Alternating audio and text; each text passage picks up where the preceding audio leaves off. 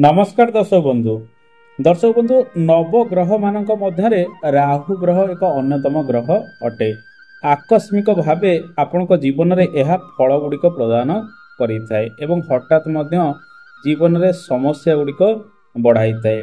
राहु शुभरे थिले जीवन में बड़ बड़ कर्म क्षेत्र में आपन को सफलता मिले। आपण वैज्ञानिक हो पारंती, टेक्नोलोजी रे मास्टर, रिसर्च क्षेत्र में मध्य मास्टर होबार संभावना रही है। राहु खराब हेले किछटा लक्षण मध्य आपणक पाखरे प्रकाश पाई थाए। आपण पोषिथिबा कला कुकुर मरी जिबार संभावना देखा जाए। हाथर नख सबू झड़ी जाए, बेले बेले बा नखरे सब समस्या आसी थाए। बेले बेले मुंड भल भाव में काम करे नहीं, मुंडरे विभिन्न प्रकार नेगेटिविटी गुड़िक आसी थाए। शत्रु अनेक वृद्धि पाई थांती। राहु सहित जदि जन्मजातक मंगलकर जोग रही है, यह आम अंगारक जोग कही था। कली झगड़ा बद बेले बेले बढ़ाई थाए।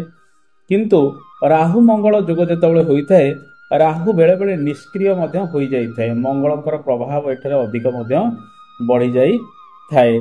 राहु साधारणतः षष्ठ भाव में रहिले बहुत शुभ फल गुड़िक प्रदान करिथांती। सेही भली तृतीय भाव में राहु शुभ फल प्रदान करिथांती। एकादश भाव में राहु अनेक शुभ फल गुड़िक प्रदान करिथांती।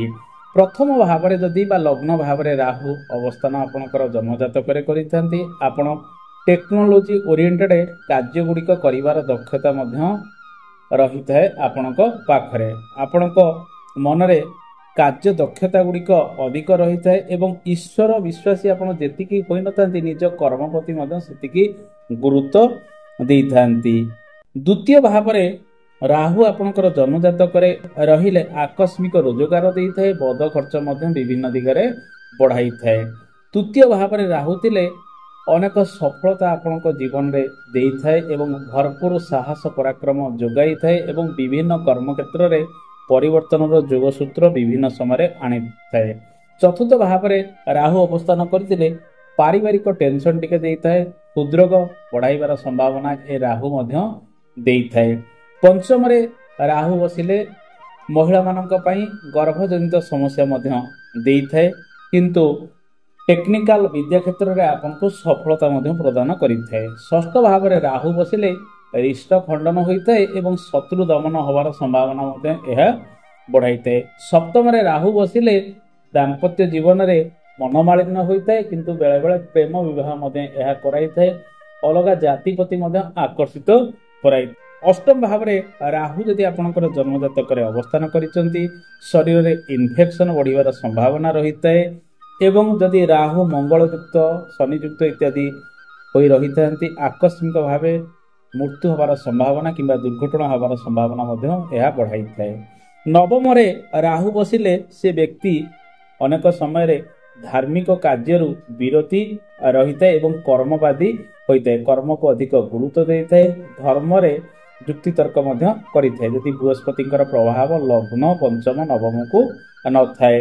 दशम भाव में राहु बसिले राजनीति ठारू आरंभ कर टेक्निकल कर्म, मेडिकल कर्म इत्यादि क्षेत्र में बहु भाव में सफलता आपन को देई थाए।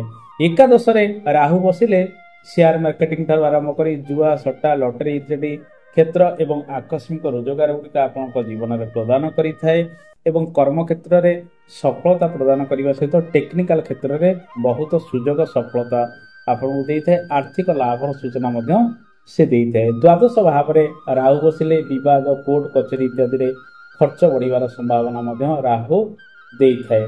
तेणु दर्शक बंधु, राहु जहाँ घरे बसे से ग्रहर फल गुड़िक प्रदान करिथाए। यदि से घरर अधिपति शुभरे थांते, राहु शुभ फल गुड़िक वृद्धि कराई थाए। लग्न रे यदि राहु आपणकर बसिचंती शुभरे, आपणकर इच्छा अभिलाष बड़ बड़ रहिबो। निश्चित प्रकार आपणकर यदि भाग्य सपोर्ट करुथिबो, आपणकर इच्छा अभिलाष जहाँ रहिछि, जो क्षेत्र में आपणकर पहुँचवा रही से क्षेत्र में राहु आपको पहुँचाई दब। दर्शक बंधु, राहुंकर अशुभत्व गुण गुड़िक अनेक देखा जाए। हठात समस्या देइथाए, बड़ बड़ रोग वृद्धि राहु शरीर में कराई थाए। शनिक भली राहुंकर फल रही है। तेणु ଆପଣଙ୍କର ଯଦି ରାହୁଙ୍କର ଅଶୁଭ ଦଶା ଭୋଗ ହେଉଛି କିମ୍ବା ରାହୁଙ୍କର ସମସ୍ୟା ଭୋଗ କରୁଛନ୍ତି, ଆପଣ ଯବଧାନକୁ ମୁଣ୍ଡ ଉପରେ ରଖି ରାତିରେ ଶୋଇବେ ଏବଂ ସକାଳୁ ଉକ୍ତ ଯବଧାନକୁ କୌଣସି ପଶୁକୁ ଖାଇବାକୁ ଦେବେ। ରାହୁ ଯଦି ଅଶୁଭରେ ରହିଥାନ୍ତି, ପ୍ରତ୍ୟେକ ଶନିବାର ଦିନ କୁଷ୍ଠ ରୋଗୀକୁ ପଇସା ସହିତ କିଛି ମସୁର ଡାଲି ଦାନ ଦେଲେ ରାହୁଙ୍କର ଶୁଭ ଫଳ ଗୁଡ଼ିକ ମଧ୍ୟ ଆପଣଙ୍କ ଜୀବନରେ ମିଳିଥାଏ। ସରସ୍ୱତୀଙ୍କର ଉପାସନା କରନ୍ତୁ। ତେଣୁ ଯେଉଁମାନେ ମା ସରସ୍ୱତୀଙ୍କର ଉପାସନା କରନ୍ତି, ରାହୁଙ୍କର ଶୁଭ ଫଳ ଗୁଡ଼ିକ ଆପଣଙ୍କ ଜୀବନରେ ମିଳି। ଶନିବାର ଦିନ ବହି ଯାଉଥିବା ଜଳରେ ପଇଡ଼ ଭସାଇଲେ ରାହୁଙ୍କର ଶୁଭ ଫଳ ମଧ୍ୟ ମିଳିଥାଏ। ଏସବୁ ସାମାନ୍ୟ ଉପାୟ ଗୁଡ଼ିକ ଆପଣ କଲେ ରାହୁଙ୍କର ଶୁଭ ଫଳ ଆପଣଙ୍କ ଜୀବନରେ ମିଳିବ।